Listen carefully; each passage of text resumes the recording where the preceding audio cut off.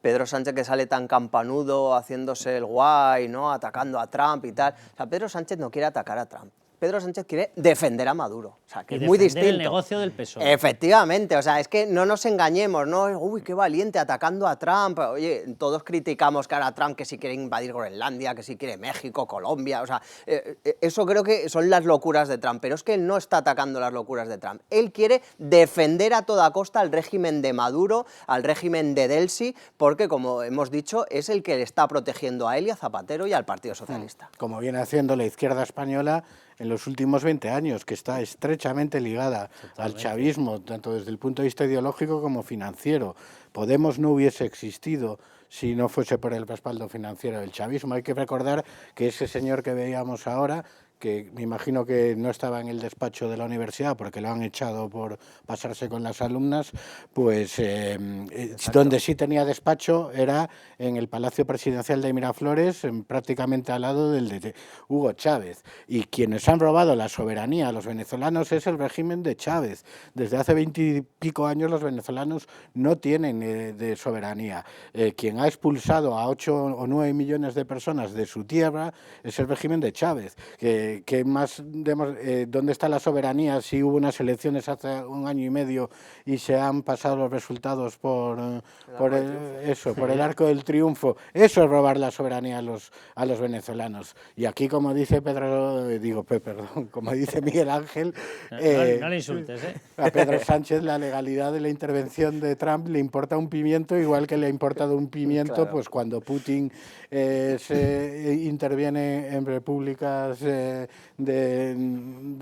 su zona de influencia. Aquí de lo que se trata no es de criticar la legalidad o no de Trump, sino de defender al régimen de Maduro, por un lado por convicción y por otro lado por interés, porque saben que la caída del régimen de Maduro puede tener unas consecuencias y un efecto dominó aquí terrible. Y una última cosa, me parece especialmente asqueroso desde el punto de vista moral, además, esta cosa de la izquierda española, que mientras ellos viven con la comodidad del capitalismo en España, y sabemos los gustos que tienen, hace unos días descubrimos que Pablo Iglesias y Irene Montero estaban clamando contra el imperialismo desde una estación de esquí. Sí, pero eso díselo, que a nosotros nos hace gracia, pero claro, a un cubano que no tiene ni para comer, desde el pues, Casoplón. porque claro, es especialmente inmoral el jugar a las revoluciones cuando los muertos, la miseria y los que sufren son otros, mientras yo estoy aquí cómodamente con todos los lujos del capitalismo. La pobreza no es ningún juego, los que juegan a la pobreza son unos impresentables de tomo y lomo. O sea, la gente que es pobre sabe perfectamente lo que es la pobreza y a eso no se juega. Vamos a escuchar a Pablo Iglesias, pero antes de escucharle yo quiero recordar una serie de fechas. Hay un informe de la Organización de Estados Americanos que evaluó el comportamiento de la narcodictadura asesina venezolana entre el 14 y el 20. En el año 14 se crea Podemos. En el año 20 Podemos está dentro del gobierno. Podrían haber hecho todo lo posible y lo hicieron en la dirección contraria.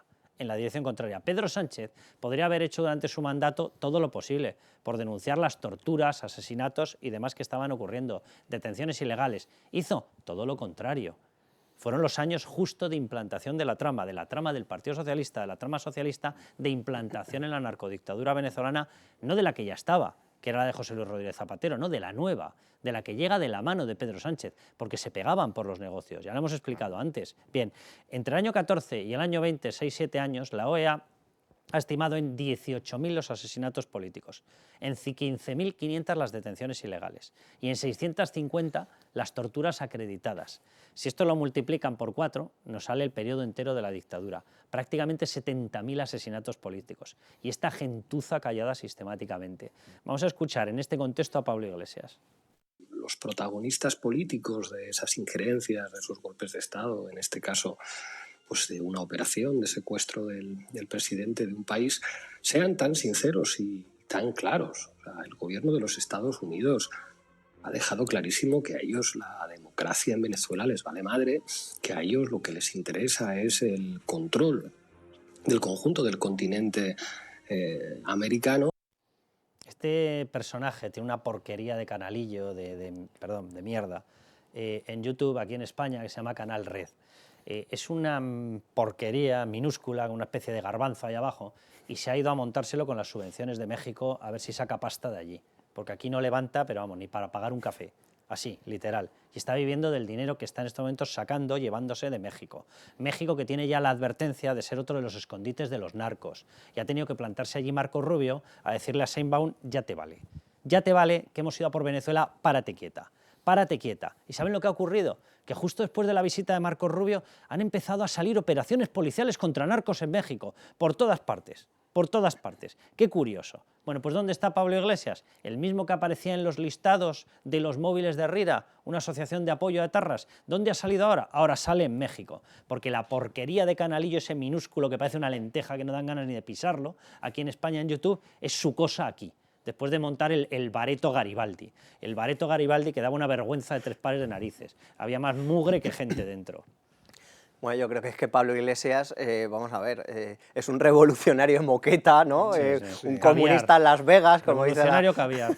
Exacto. Entonces, claro, este hombre, que la financiación ilegal de Podemos ha estado siempre desde hace años coleando, al final se libró por los pelos, porque extraditaron al Pollo Carvajal de la Audiencia Nacional a Estados Unidos y tal, pero Pollo Carvajal ya estaba apuntando a Podemos, ya estaba apuntando a la financiación ilegal, y este hombre siempre se ha salvado por la campana, porque hay una sospecha más que notable de que se financió precisamente a Podemos del régimen de Maduro para precisamente de alguna forma intentar alterar el Estado democrático en España, desestabilizar, etcétera. Y eso es una cosa que ha estado siempre ahí. Este hombre se ha librado por la campana. Y si cayera el régimen de Maduro, ya el régimen de Delcy, otro de los damnificados, aparte de Zapatero y Sánchez, podría ser, por supuesto, Podemos y el propio Pablo Iglesias, con lo cual, por supuesto, con sus expresiones de que va de madre y no sé qué, al final lo que está también es protegiendo, porque si cae Delcy y cae Maduro, pues él también puede caer.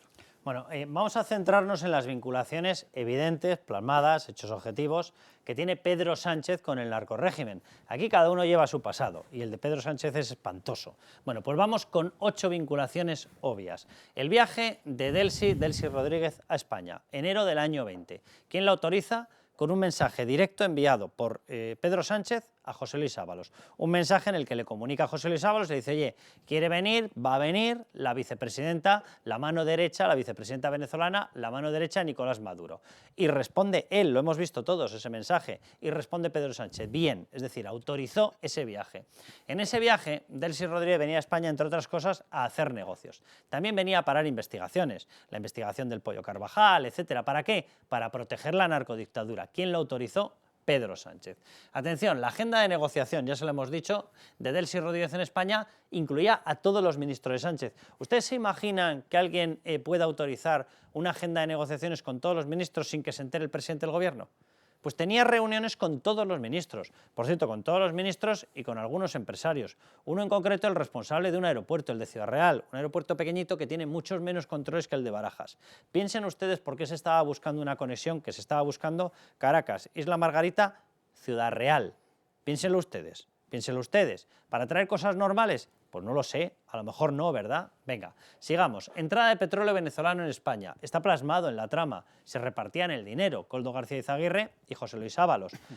¿Alguien se puede creer que puede llegar petróleo de una narcodictadura, entrar en un país y que no se enteren los servicios de inteligencia, el Ministerio del Interior, que no se entere Hacienda? ¿Pero qué me están contando? Tenían conocimiento todos ellos, por tanto fue autorizada la llegada del petróleo venezolano. La petición de Ángel Víctor Torres de cercanía a Delcy está totalmente relacionada con el punto 3. Ángel Víctor Torres hizo una serie de gestiones, esto lo publicó Miguel Ángel Pérez en Libertad Digital, una serie de gestiones porque quería una reunión preferente y urgente con Delcy Rodríguez. ¿Para qué? Para que la entrada de ese petróleo pasase por Canarias. ¿Vale? ¿Por qué? Porque dejaba pasta. Si estaba metido Ángel Víctor Torres y estaba metida Delcy, estaba metido el petróleo venezolano, ¿cómo no se va a haber enterado Pedro Sánchez? Venga, sigamos. La retirada del apoyo de Sánchez a los opositores de Maduro. Ha ocurrido con Leopoldo López, ha ocurrido con Juan Guaidó, ha ocurrido con Edmundo González. Nosotros hemos contribuido a sacar a Edmundo González de Venezuela. ¿Para qué? Para debilitar a la oposición. ¿Quién cambió esa postura? Porque inicialmente Juan Guaidó, de hecho, era del Partido Socialista y era de un partido de izquierdas y le estaba dando respaldo el PSOE. Hubo llamada de Delcy, Delcy se puso en contacto con la trama le dijo a Pedro Sánchez modifica la postura y les dejamos vendidos, les traicionamos a la oposición democrática. ¿Quién lo hizo? Pedro Sánchez. Nombramiento de Sánchez como presidente de la Internacional Socialista, lo hemos mencionado antes. En noviembre del año 22, con los votos de la izquierda venezolana, que está dentro de la Internacional Socialista, sale elegido por primera vez un español presidente de la Internacional Socialista. ¿Quién fue? Pedro Sánchez. Por el camino, qué casualidad, que hubo el flujo de los famosos cupos de petróleo.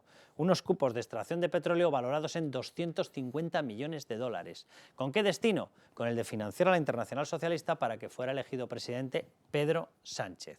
Los cupos de petróleo, se los acabamos de citar. Y octavo, la vinculación del PSOE y Sánchez al Grupo de Puebla. Están los dos, tanto José Luis Rodríguez Zapatero como Sánchez están vinculados a ese Grupo de Puebla. El Partido Socialista está vinculado al Grupo de Puebla. Adriana Lastra, que tiene como cargo en estos momentos el de delegada del Gobierno en Asturias, es decir, un cargo de confianza directa de Pedro Sánchez, es miembro fundador del Grupo de Puebla. Pilar Cancela, una secretaria de Estado directa de Pedro Sánchez, es miembro fundador del Grupo de Puebla. Y el Grupo de Puebla es el grupo de obtención de financiación y de exportación de las dictaduras de comunistas para apoyar a Venezuela y para apoyar a Cuba. Por tanto, la vinculación es directa de Pedro Sánchez. De hecho, Pedro Sánchez ha enviado artículos a las publicaciones del Grupo de Puebla felicitándoles por su labor y por su función. ¿Que cuál es? La defensa de las dictaduras comunistas. Esta es la relación directa de Pedro Sánchez. Aquí a cada cual lo suyo.